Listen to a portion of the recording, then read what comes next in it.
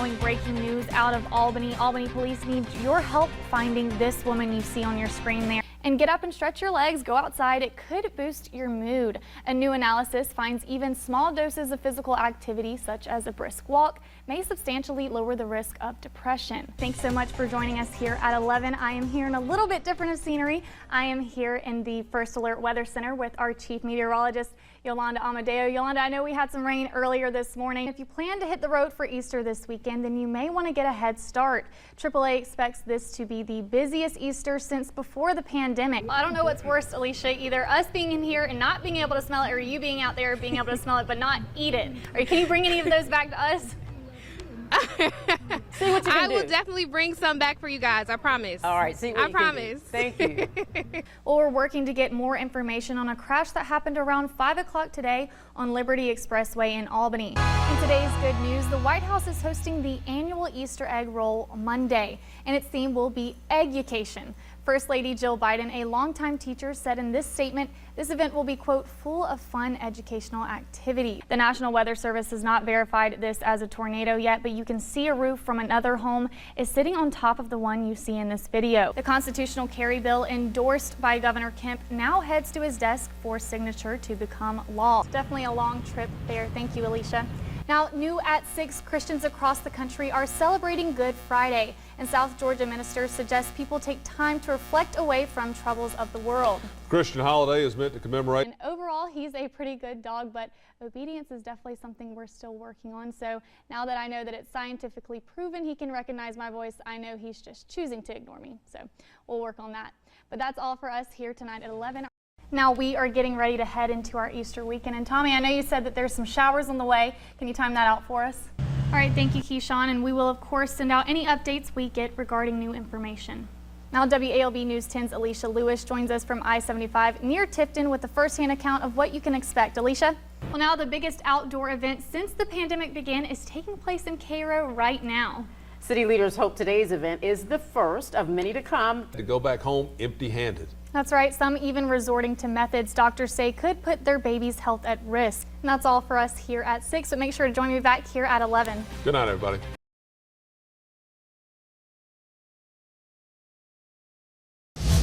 Gubernatorial candidate Stacey Abrams made her first campaign of the stop today in Cuthbert. She was there to talk about Medicaid expansion.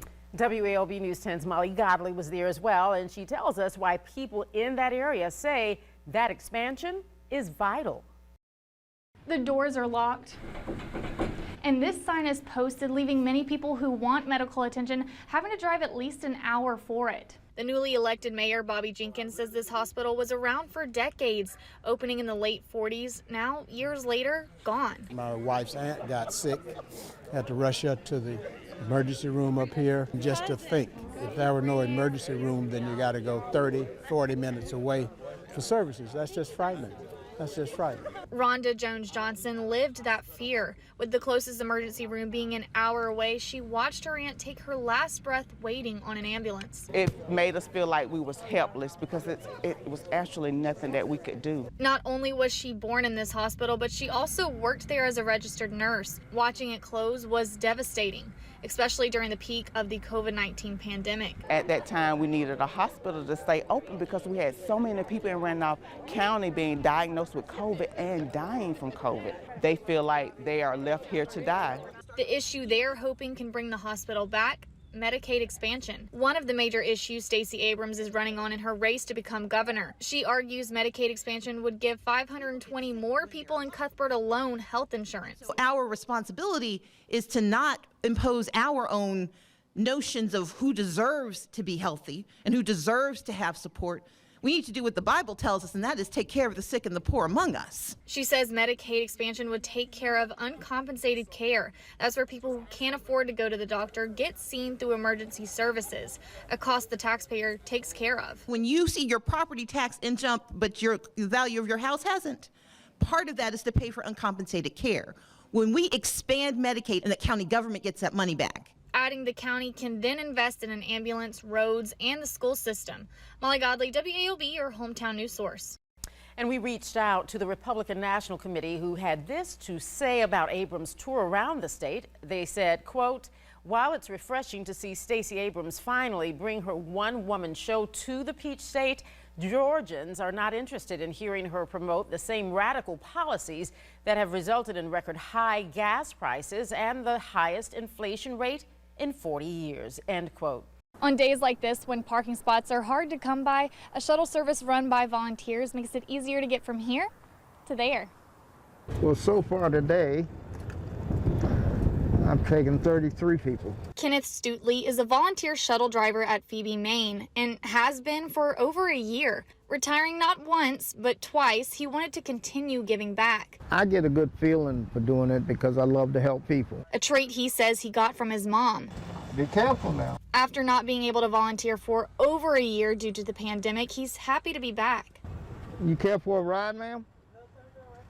All right.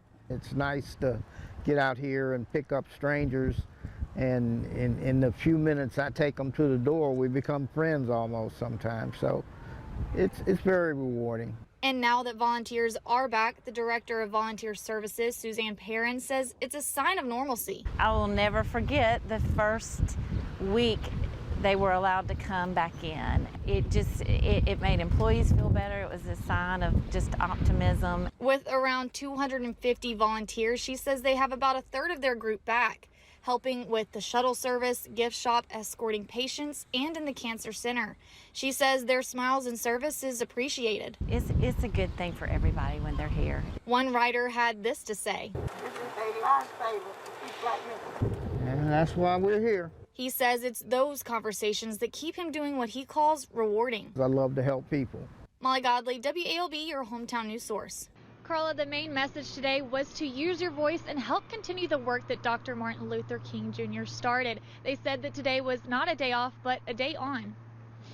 I want Jesus to guide my mind, guide my feet, Lord. Rutha Mae Harris is one of the original Freedom Singers, a group founded in Albany in 1962. Use your voice. That's the only voice that you have. Not only was she heavily involved in the Albany movement, but also the March on Washington, as well as other civil rights movements. During the Albany movement in 1961, she says she helped with voter registration drives, teaching people how to write their names to register and vote. She reminisces on a time she'll never forget. With this 90-year-old man who had never written his name, who would always sign an X.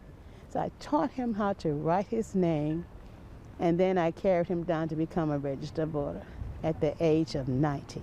Not only was she heavily involved in voter registration, giving other people a voice, she used hers too, and still does. While I'm on this music, the music of the civil rights movement played a very vital role.